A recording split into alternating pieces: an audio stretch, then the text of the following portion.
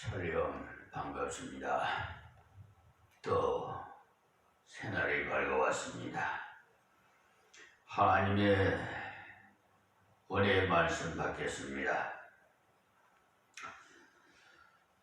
이사야 51장으로 넘어가서 1절부터 8절에 있는 말씀을 봉독해 드리겠습니다. 의를 쫓으며 여호와를 찾아 구하는 너희는 나를 들을지어다. 너희를 떠낸 반석과 너희를 파낸 오묵한 구덩이를 생각하여 보라. 너희 조상 아브라함과 너희를 생산한 사라를 생각하여 보라. 아브라함이 혈연 단신으로 있을 때 내가 부르고 그에게 복을 주어 창성케 하였느니라. 대저 나 여호와가 시온을 위로하되 그 모든 황폐한 곳을 위로하여 그 광야로 에덴 같고 그 사막으로 여호와의 동산 같게 하였나니 그 가운데 기뻐함과 즐거워함과 감사함과 창화하는 소리가 있으리라. 내 백성이여 내게 주의하라. 내 나라여 내게 귀를 기울이라. 이는 율법이 내게서부터 발한 것임이라. 내가 내 공의를 만민의 빛으로 세우리라. 내 의가 가깝고 내 구원이 나갔은즉 내 팔이 만민을 심판하리니 섬들이 나를 앙망하여 내 팔에 의지하리라. 너희는 하늘로 눈을 들며 그 아래 땅을 살피라. 하늘이 연기같이 사라지고 땅이 옷같이 휘어지며 거기 거한 자들이 하루살이같이 죽으려니와 나의 구원은 영원히 있고 나의 의는 폐하여 지지 아니하리라. 의를 아는 자들아, 마음에 내 율법이 있는 백성들아, 너희는 나를 듣고 사람의 회방을 들어 말라. 사람의 비방에 놀라지 말라. 그들은 옷같이 조맥게 먹힐 것이며 그들은 양털같이 벌레의 귀에 먹힐 것이미로되 나의 의는 영원히 있겠고 나의 구원은 세세에 미치리라. 아멘. 이사야 51장 1절에서 8절 말씀을 봉독해 드렸습니다. 이사야서를 기록할 때는 이 이스라엘 백성들이 하나님 말씀을 버리고 반역하는 일들이 많았음으로써 경고적인 예언을 많이 한 것을 알 수가 있어요. 이사야서 1장에서 시작하면서 하늘이여 들으라, 땅이여 귀를 기울이라. 여호와께서 말씀하시기를 내가 자식을 양육하였거늘 그들이 나를 거역하였도다라고 하셨어요. 그래서 이사야를 통해서 거역하는 이스라엘께 경고를 많이 하게 하셨는데요.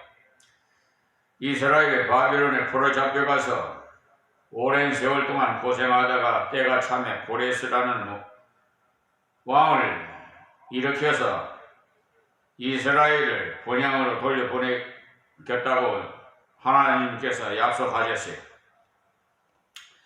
그래서 오늘 본문으로 묵상한 51장 1절에서 8절까지에서는 하나님의 경고의 말씀을 듣고 자신의 잘못을 깨달아서 하나님의 뜻을 따라 바른 길로 가고자 원하면 여호와를 찾는 자에게 격려를 주신 말씀이 그리고 현재는 하나님의 채찍을 맞는 그런 부족한 존재들이지만 여호와를 찾으며 의를 쫓는다고 했어요.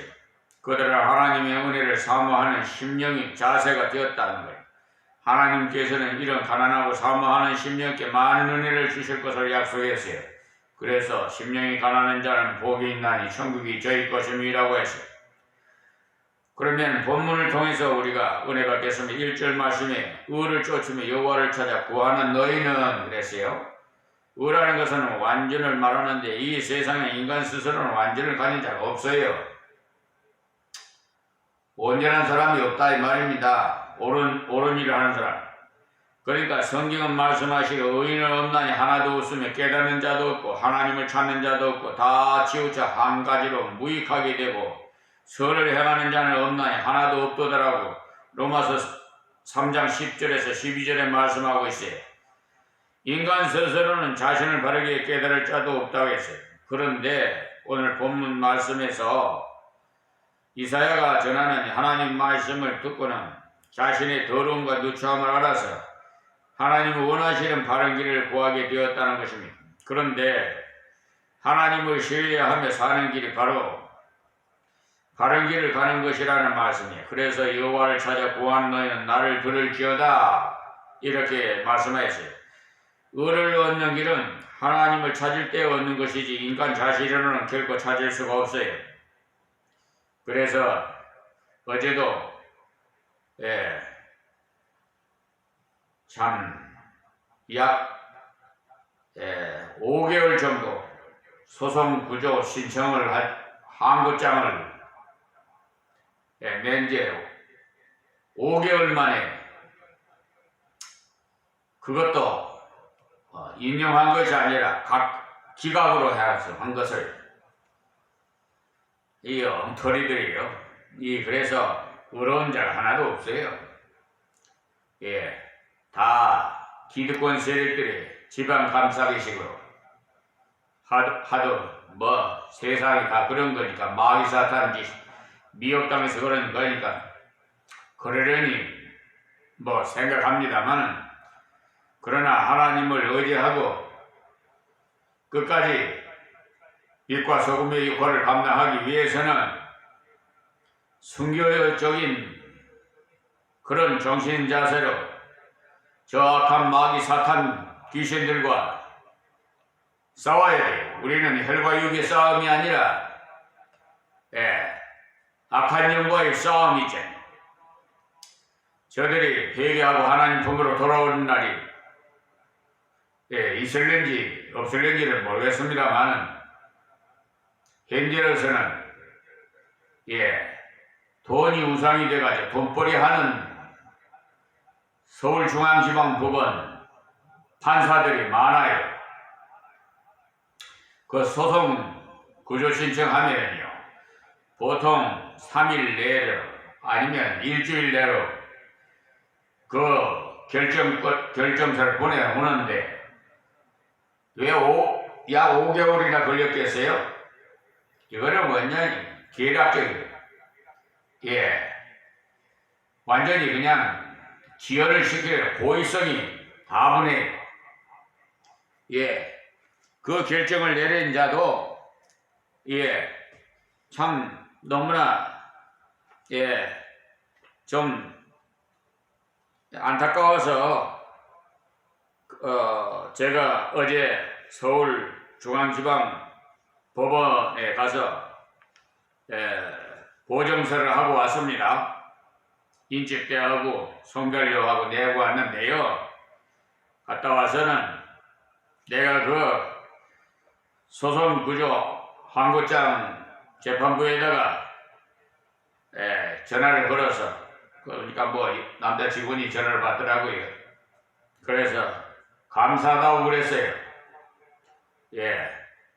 그 판사 마성령, 전지은, 주철현 이 세 분이 감사하다고 좀 전해주라고 내가 전화를 했습니다. 이렇게 계략적으로 이렇게 모든 것을 분리한 것은 이게 뭐냐면 국가를 상대로 또 법무법인 유한 로고스 소속 변호사 백형기를 상대로 손해배상 청구 소송을 한 것이거든요. 2건이나 사건이 지금 서울중앙지방법원의 계류 중에 진행 중에 있습니다. 그런데 하나님 우리 아버지 부자잖아요.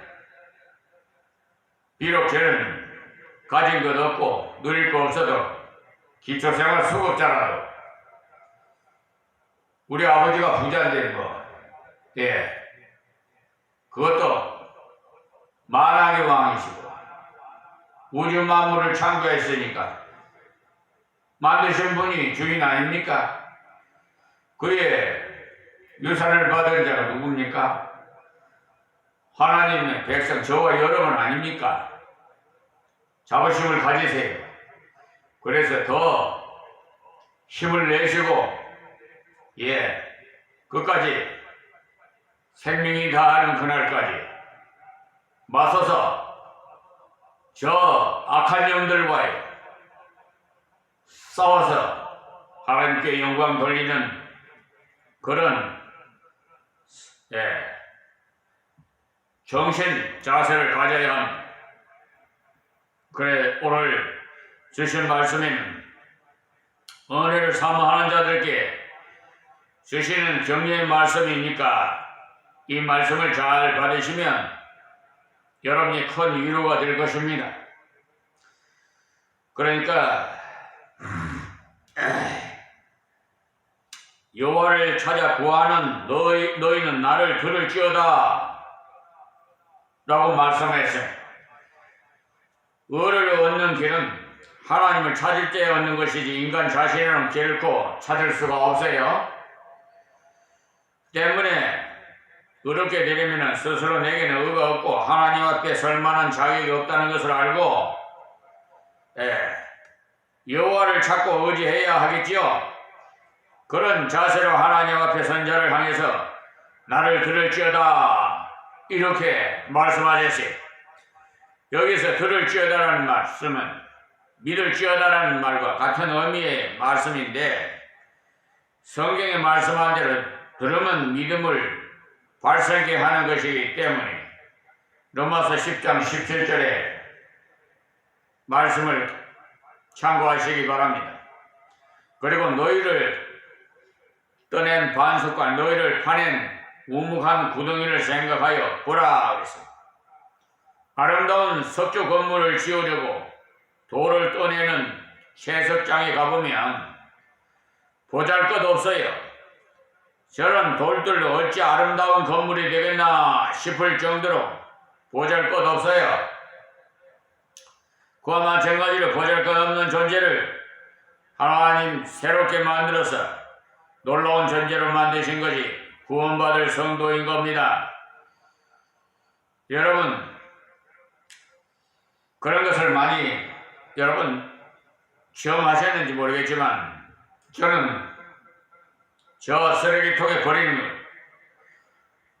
거 남은 쓸데없다고 버리지만 나에게는 필요해요. 아주 갖다가 귀하게 사용합니다. 요즘 아파트 주위나 이런 마을에 한번 돌아보면은 쓸만한 물건들 많아요. 그런데 하여튼 욕조도 말이야 하나 살려면은 꽤 돈을 많이 줘야 될 겁니다. 그 멀쩡한 것을 딱지를 붙여갖고 버렸더라고요. 그래서 갖다가 화분을 만들었어요. 그래서 거기다가 야채를 심어 놨습니다. 그러니까 쓸모없이 버린 것도 참 주의를 이렇게 만나면 귀한 물건이 되는 것과 마찬가지예요.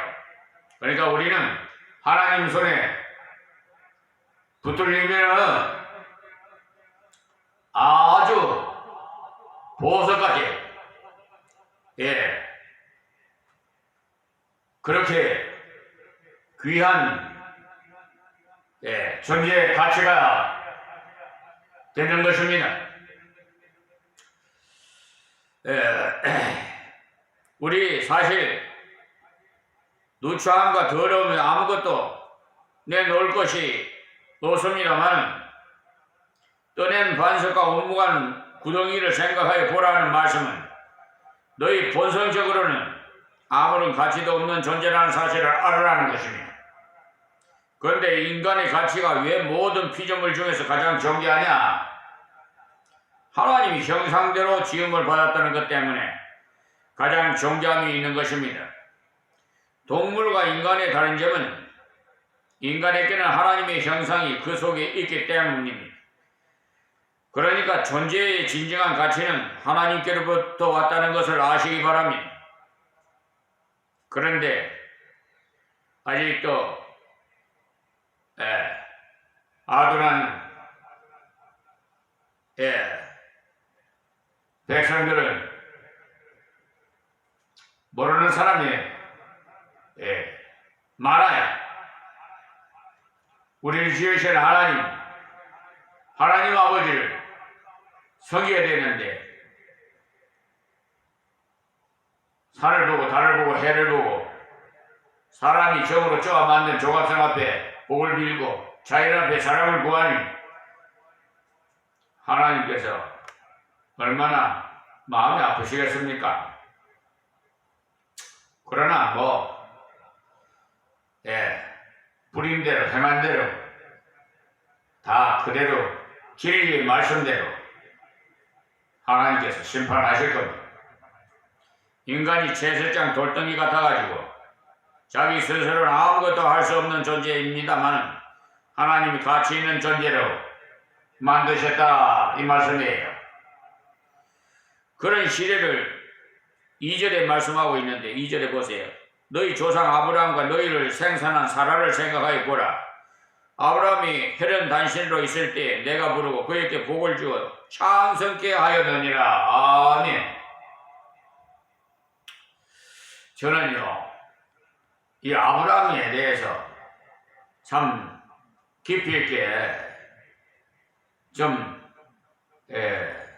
생각을 하고 연구를 하고 해봅니다만 참 복의 근원이 될지라.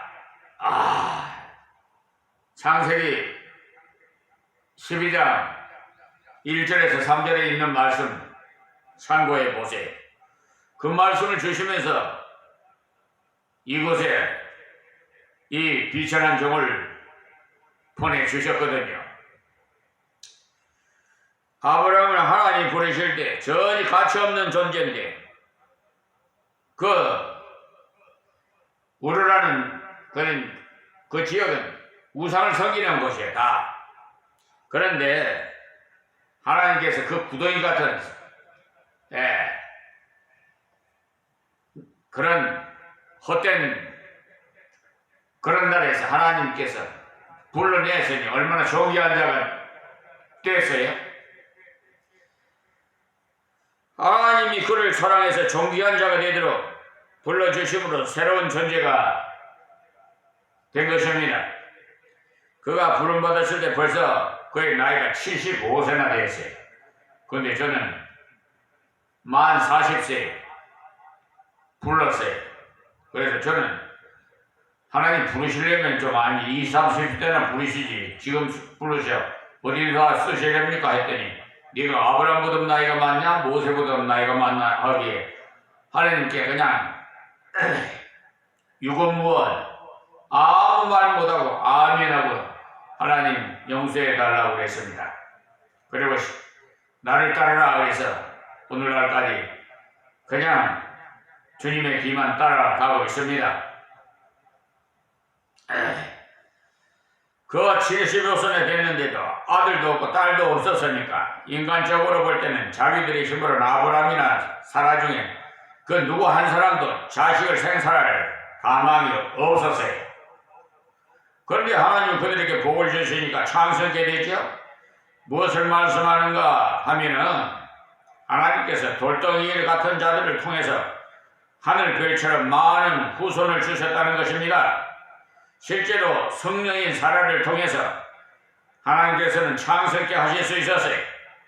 성경에는 아이를 못 낳는 여인의 이름이 들어 나오는데 사무엘의 어머니 한나도 성녀였고 세례 요한의 어머니 엘리사벳도 성녀였고 사라도 성녀였고 이삭의 부인인 리브가도 성녀였어요. 리브가는 결혼한 지 20년이 넘었는데도 아기를 못 낳았어요. 그러나 그들이 하나님께 간절히 기도했더니 하나님께서 단번에 두 아들을 주셨지요. 쌍둥이. 성경에는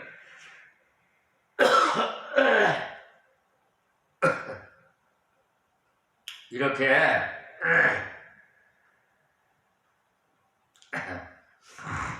유명한 인물들 중에 여러 명이 성녀에게서 났습니다.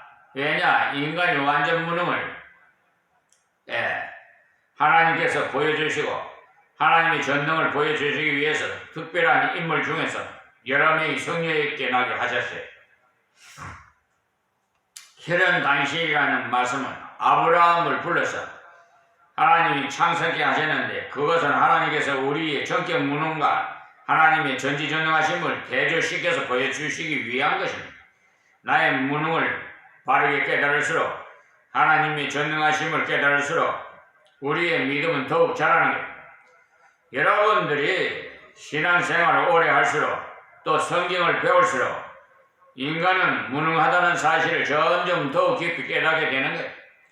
전에는 이것쯤은 했으나 성경을 배우고 그 하나님 말씀대로 살아보려고 노력하다 보면은 조그마한 것도 내 마음대로 못하는 줄 자꾸 깨닫게 되고 반대로 무능한 나 같은 것을 통해서도 하나님께서 하고자 하시면 무슨 일이나 하실 수 있구나 이런 사실을 깨닫게 됩니다. 그래서 빌립보서 4장 13절에 그러지요. 내게 능력 주시는 자 안에서 내가 모든 것을 할 수 있느니라 하셨어요. 사도 바울이 그 고백처럼 내 스스로는 아무것도 할 수 없으나 하나님 능력 주시면 모든 것을 할 수 있다. 이런 신앙을 가질 수 있게 되는데 그것이 바로 믿음의 장성으로 나가는 길입니다. 하나님께서 사모하는 자에게 영혼에게 자신을 버리고 하나님을 의지하는 믿음이 장성하라고 말씀하셨어요. 그런데 믿음이 장성하려면 자신이 무능함을 알면 돌덩이요 흙덩이요 헐혈단실하는 아무것도 아닌 존재였으나 하나님께서는 전능하셔서 장성케 하실 수 있다는 것을 깨달아야 해요. 그러니까 인생의 무능과 하나님의 전능하심을 보여주시면서 우리 믿음이 장성하기를 간절히 부탁드립니다. 그 다음 3절 말씀입니다. 대저 나 여호와의 시온을 위로하되 그 모든 황폐한 것을 위로하여 그 광야로 에덴 같고 그 사막으로 여호와의 동산 같게 하였나니 그 가운데 기뻐함과 즐거워함과 감사함과 참화하는 소리가 있으리라. 아멘. 이상한 것은 아직까지 황폐되기도 전에 황폐될 것도 말씀하시고 회복될 것도 말씀하셨어요. 이미 다 이루어진 것처럼 단언적으로 말씀하셨는데 하나님 말씀하시는 것은 예언이지만 이미 확정된 사실이기 때문에 하나님께서 말씀하실 때는 단정적으로 말씀하시는 겁니다. 무엇을 말씀하느냐 하면은 하나님께서는 이스라엘을 회복시키시되 그들의 심령과 환경을 회복시키겠다는 거예요. 하나님께서는 우리가 이 땅 위를 살아가던 동안에 적당한 환경이 필요할 줄 아십니다. 또 우리의 심령이 평안해야 함도 아시고요. 그래서 환경을 에덴 동산 같도록 하시겠다고 했는데 순종을 통해서 풍부한 만족을 누리라는 것을 말씀합니다. 에덴과 여호와의 동산은 같은 말로서 다 같이 순종을 통해서 만족을 누리는 것입니다. 순종이 없을 때 그곳에 많은 것이 있었으나 그들은 수치스럽고 부끄러웠어요.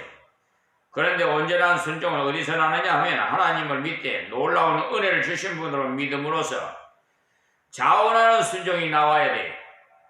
하나님의 전능하심을 생각할 때 그를 신뢰해서 순종할 능력 주실 것을 믿으시고 순종해 나가시기를 바랍니다. 여기 그들의 환경을 에덴 같고 여호와의 동산 같은 곳이 되게 하겠다는 것은 여호와를 신뢰하면서 사모하는 자는 자기의 부족을 깨닫고 하나님을 신뢰해서 순종함으로 바르게 하나님 앞에 서기를 원할 때 그 신앙을 유지하면서 걸어갈 수 있도록 하나님께서 환경도 주신다는 약속입니다. 순종할 때 만족을 누릴 수도 있는 환경을 주십니다. 그리고 기뻐함과 즐거워함과라는 말씀은 만족히 누리는 은혜를 주심을 말씀하는 것입니다. 감사함과라고 하신 것도 주시는 은혜를 누림을 드러내서 하나님께 영광을 돌린다는 거죠. 우리가 하나님의 백성들은 돈을 벌든지 공부를 열심히 해서 자식을 또 주시는 것도 하나님께 감사하고 그 모든 것을 뭐 지식도 배우든지 이미 가진 것들을 언제나 하나님 주신 용도로 따라서 바르게 사용해야 돼요. 자식까지도 말이에요. 한나같이 말이에요. 사무엘을 하나님 앞에 바쳤잖아요. 그럴 때 기쁨이 있고 즐거움이 있어요. 기쁨과 즐거움은 승리의 평화는 안식에 오고요. 그러나 전투 없이는 승리가 없습니다. 편안히 안식하는 것은 하나님을 믿고 누릴 때 일어나죠. 그러나 기쁨과 즐거움은 반드시 하나님 말씀을 순종해 나가서 승리할 때 일어납니다. 이런 놀라운 은혜를 하나님께서 하나님께로부터 받은 자는 혼자 누릴 것이 아니라 함께 누려야 합니다. 그래서 창화하는 이 내용이 그런 자는 형제 사이도 원만해서 서로를 존중히 여기는 귀한 복을 누리라는 것. 혼자 노래를 부르는 것이 아니라 서로 같이 하나님 은혜를 화답한다는 것입니다. 하나님께서 하나님의 은혜를 사모하는 자에게 순종함으로 승리의 기쁨을 누리게 하시고 그것이 하나님께로부터 온 줄 알아서 감사하게 하시며 이 은혜를 형제와 더불어 나누고 창화하게 하시는 아름다운 복을 주신다는 것입니다. 4절부터는 이런 놀라운 은혜가 메시아가 오심으로 만민에게 차츰차츰 미쳐갈 것을 말씀하시는 것인데요. 그것이 단지 이스라엘을 통해서 이 은혜가 미쳐간다는 사실이에요. 근데 오늘도 이렇게 시간이 참 아쉽게도 빨리 지나가네. 4절 말씀에 내 백성이여 내게 주의하라 내 나라여 내게 귀를 기울이라. 이 말씀은 하나님께서 은혜 주실 때 하나님은 주목하지 않고 하나님께 주신 은혜만 마음이 빼앗기기 쉬움으로써 하나님께 귀를 기울이라는 겁니다. 결혼식 때 좋은 반지를 선물로 신부에게 주었더니 신랑은 뒷전이고 반지만 좋아하면 쫓겨나기 알마래. 그렇지요? 그러므로 일이 잘 될수록 큰 은혜를 받을수록 성의를 주시는 하나님을 생각해야 합당합니다. 성의 자세에 마음이 빼앗기면 정상 아니에요. 성의를 주시는 은혜를 주신 분을 생각해야 바른 태도죠. 그래서 거듭 내게 귀를 기울이라고 주의하고 하시는 말씀입니다. 내게 주의하라는 말과 내게 귀를 기울이라는 말씀은 실제적으로 의미가 같은 말로서 반복하신 것은 강조를 의미하는 거예요. 성도는 하나님 은혜를 받을수록 하나님을 더욱 생각해야 돼요. 하나님을 생각하면 또 저절로 그분이 말씀에 귀를 기울이게 되지요. 도대체 말해도 듣고 싶어가지고 말씀을요 먹으면 그렇게 달고 맛있어요. 이는 율법이 내게로부터 바란 것이며 내가 내 공의를 만민의 빛으로 세우리라.